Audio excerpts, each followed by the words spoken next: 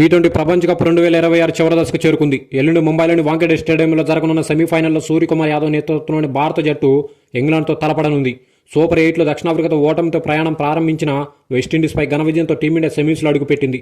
మరో సెమీస్లో కోల్కతాలోని ఈడెన్ గార్డెన్స్లో దక్షిణాఫ్రికా, న్యూజిలాండ్ జట్లు అమీతుమీ తేల్చుకోనున్నాయి.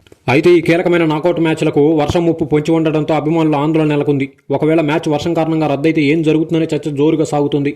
ఐసీసీ నిబంధనల ప్రకారం భారత్ ఇంగ్లాండ్ సెమీఫైనల్ మ్యాచ్ వర్షం వల్ల గురువారం సాధ్యం కాకపోతే శుక్రవారం రిజర్వ్ డేను కేటాయించారు.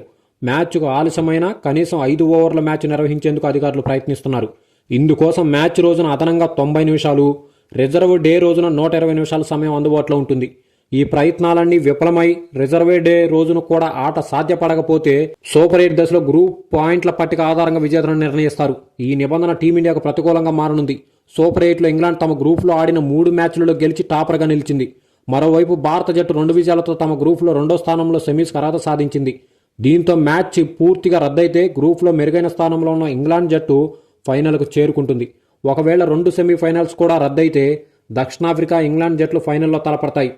గత 2 టీ20 ప్రపంచ కప్పులలో భారత్ ఇంగ్లాండ్ సెమీస్ పోరు ఆసక్తికరంగా మారింది. 2022లో జరిగిన సెమీస్లో ఇంగ్లాండ్ చేతిలో ఓడిన భారత్ ఇంటి ముఖం పట్టగా ఆ టోర్నీలో ఇంగ్లాండ్ విజేతగా నిలిచింది. 2024లో మాత్రం రోహిత్ సారథ్యంలో భారత జట్టు సెమీస్లో ఇంగ్లాండ్పై ప్రతీకారం తీర్చుకొని ఫైనల్లో దక్షిణాఫ్రికాను ఓడించి కప్పు గెలుచుకుంది. ఈ 2 సందర్భాల్లోనూ సెమీస్లో గెలిచిన జట్టే ప్రపంచ ఛాంపియన్గా నిలవడం గమనార్హం. ఈ నేపథ్యంలో ఎల్లుండి జరగబోయే మ్యాచ్పై ఉత్కంఠభరితంగా ఎదురు చూస్తున్నారు అభిమానులు.